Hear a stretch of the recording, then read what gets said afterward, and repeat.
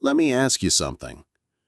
What's the difference between the person who wakes up at 5 a.m. to chase their dreams and the person who hits snooze 17 times, then scrolls TikTok for an hour while still in bed?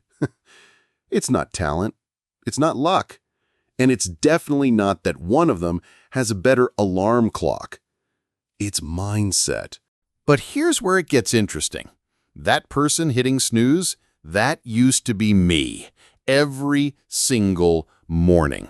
I had the ambition of Elon Musk and the follow-through of a goldfish. I'd watch motivational videos at 2 a.m., really feeling it, planning how tomorrow would be different. Tomorrow I'd wake up early. Tomorrow I'd start that project. Tomorrow I'd become the person I was meant to be. Then tomorrow would come and I'd negotiate with my alarm clock like it was a hostage situation. See, we live in a world that tells us we need more information to succeed, more courses, more strategies, more life hacks. But you and I both know that's bull. You don't need another productivity app. You've got 17 of them on your phone right now, and the only thing they're producing is guilt. You don't need another morning routine video. You know what to do. Wake up, drink water, maybe don't check Instagram for 3 hours. Revolutionary stuff. What you need is to understand why your mind sabotages you. Why you can't seem to bridge the gap between who you are and who you want to be. And that's what we're really talking about today. Not just mindset, but the invisible scripts running your life. The story so deep in your subconscious, you don't even know they're there. These scripts were written when you were 7 years old, when Tommy laughed at your presentation, when your teacher said you weren't math material, when your parent, probably meaning well, said, "People like us don't take risks." And now, 20, 30, 40 years later, you're still living by the rules a 7-year-old wrote. I want to tell you about Charlotte. Charlotte was brilliant. I mean, scary smart. The kind of person who could have been anything. Doctor, CEO, maybe even figured out why my Wi-Fi stops working every time I actually need it.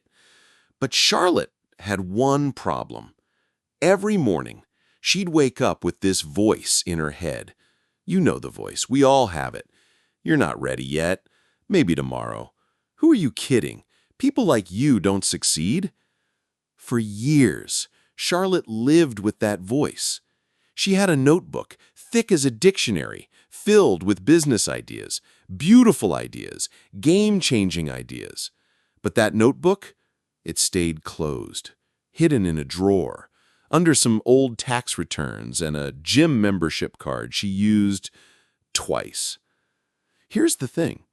Charlotte grew up in a family where her dad worked the same job for 35 years. Safe, stable, predictable. Her mom would always say, "Charlotte, honey, the nail that sticks up gets hammered down." So Charlotte learned to blend in, to be invisible, to dream in private and doubt in public. She went to college, good grades, got a job, good salary, built a life that looked successful from the outside, but inside she was dying. One PowerPoint presentation at a time, one meaningless meeting at a time, one circle back on that email at a time. She had what I call Sunday night syndrome. You know it, that creeping dread that starts around 5 p.m. on Sunday, your body literally rejecting the idea of Monday, your soul screaming, "This is not what I was made for." But Monday always came, and Sarah always went, because that's what responsible people do, right? Until one day, everything changed. Charlotte's company was downsizing, restructuring, they called it, which is corporate speak for "we're about to ruin your life but make it sound strategic." She survived the first round of cuts, the second round, but the stress was eating her alive. She wasn't sleeping. She was stress-eating cookies like they were a food group. Her boyfriend, ex-boyfriend now, said she'd become a ghost of herself. Then came round 3, Friday afternoon. Her boss calls her in. "Charlotte, I'm sorry." And in that moment, getting fired, the thing she'd feared most actually happened. And you know what the crazy part was? After the initial shock, she felt free. For the first time in 15 years, she didn't have to pretend anymore.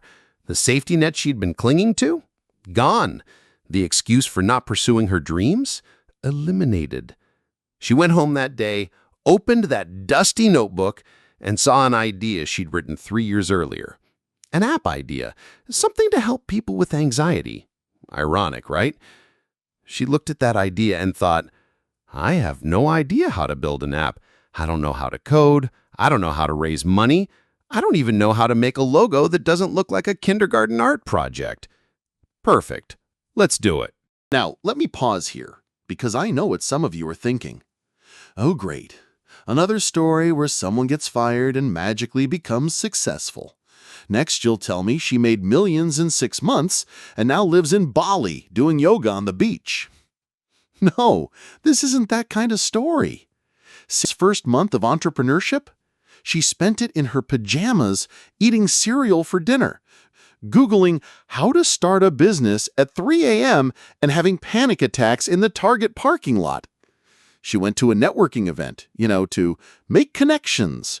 Spent the whole time hiding by the food table, pretending to check very important emails on her phone. Made deep, meaningful relationships. But here's where the story gets interesting.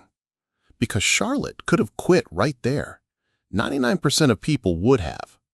Instead, she did something revolutionary. She changed the question. Instead of asking, "Why is this so hard?" she asked, "What is this teaching me?" See, most of us think mindset is about positive thinking. Just believe hard enough and magic happens. Think happy thoughts and your bank account grows. No, that's not mindset. That's delusion. Real mindset change is about changing your relationship with reality. When Charlotte's app crashed for the 10th time, she didn't think, "This is amazing, I love failure." She thought, okay, crash differently this time. Progress. When her first investor meeting ended with the guy literally falling asleep, literally sleeping while she pitched, she didn't think, he must be tired. She thought, my pitch is boring. Time to fix it. She developed what I call the scientist mindset. Scientists don't fail, they get data. Scientists don't have setbacks, they have experiments that yield unexpected results. Scientists don't get rejected, they eliminate hypotheses. But here's the key, and this is what nobody tells you about mindset. It's not a switch you flip, it's a muscle you build. Every morning, Charlotte would wake up and her old mindset would be there, waiting. Like a toxic ex who still has your Netflix password. You're going to embarrass yourself.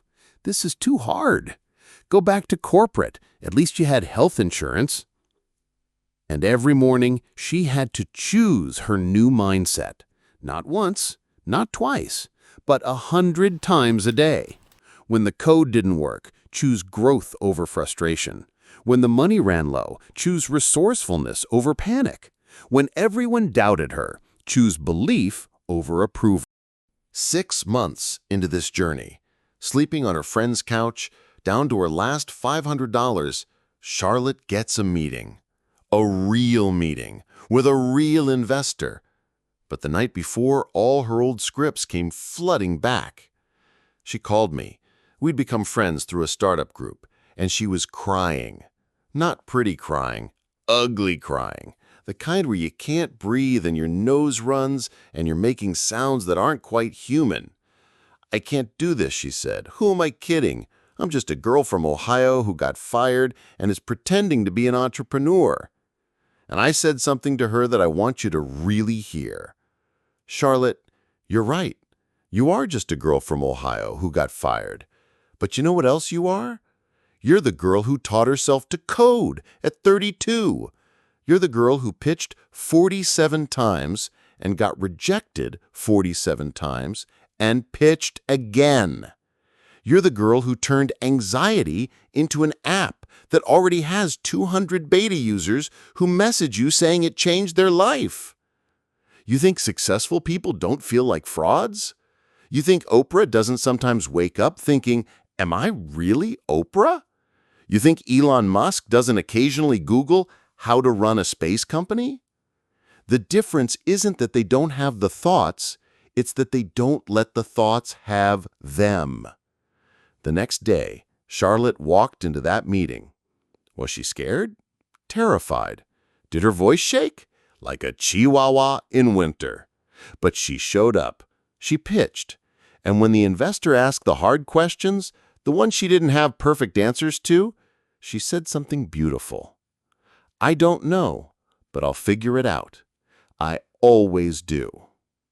He funded her that day.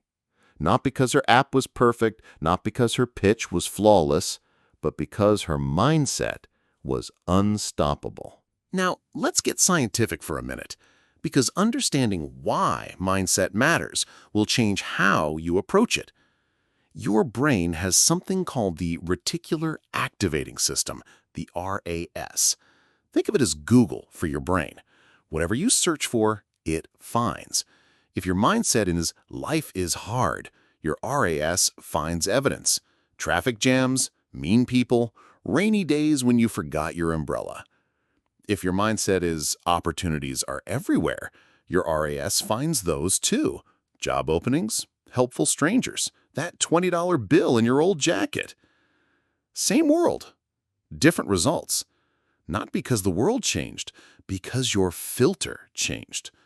But here's the part that will blow your mind. Your mindset literally changes your biology. Stanford did a study. They told housekeepers that their work qualified as exercise. Didn't change their work, just changed their mindset about it. Result? They lost weight. Their blood pressure dropped. Their body literally responded to their belief.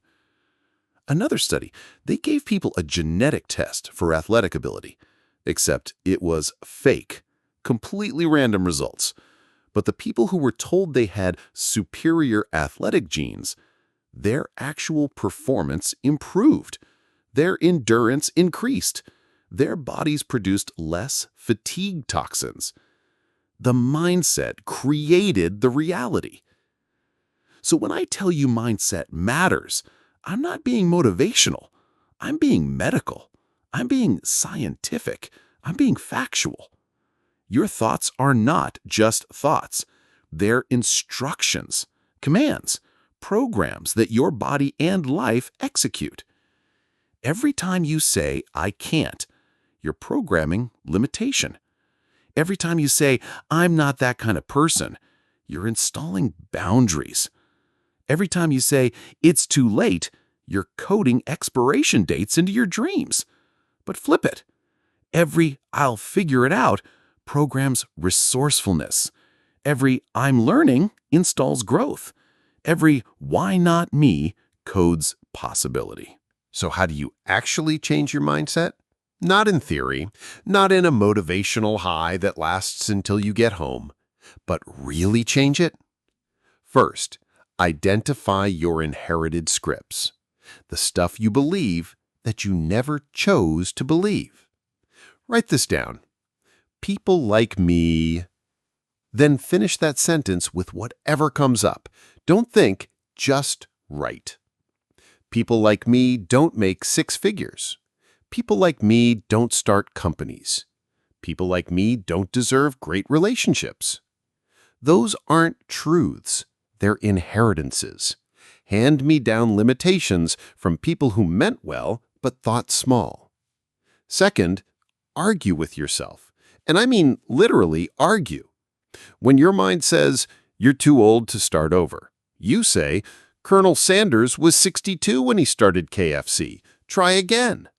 When your mind says, you don't have the education, you say, neither did Richard Branson, Steve Jobs, or Mark Zuckerberg. Next excuse? Make your limiting beliefs work hard to convince you. Don't just accept them. Cross-examine them like a lawyer. Demand evidence. And when they can't provide it, because they never can, dismiss the case. Third, and this is crucial, feed your mind better stories. Stop watching the news that tells you the world is ending. Stop scrolling social media that makes you feel behind. Stop hanging out with people who make mediocrity feel mandatory. Instead, read biographies of people who started with less and achieved more. Listen to podcasts about problems being solved. Surround yourself with people who make your excuses sound ridiculous. Your mind is like a sponge. It absorbs whatever it's exposed to, so be intentional about what you let in. Charlotte's app launched officially last year. First month, 1,000 users. 6 months, 50,000.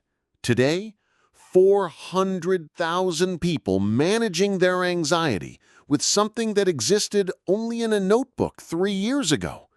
But want to know the real victory? Last month, Charlotte's dad, remember Mr. 35 years, same job, called her. He said, "Charlotte, I've been thinking about starting something, a small business, nothing crazy, but watching you, maybe people like us can do these things." That's what happens when you change your mindset. You don't just change your life, you change the lives around you. You become proof that the scripts we inherited don't have to be the ones we pass on. So here's my question for you. What story are you telling yourself? And more importantly, is it the story you'd tell someone you love?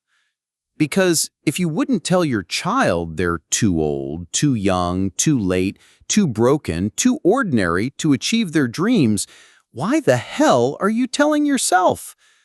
Your mindset is not your destiny, it's your decision. And that decision, you make it right now. Not tomorrow, not Monday, not January 1st. Right now.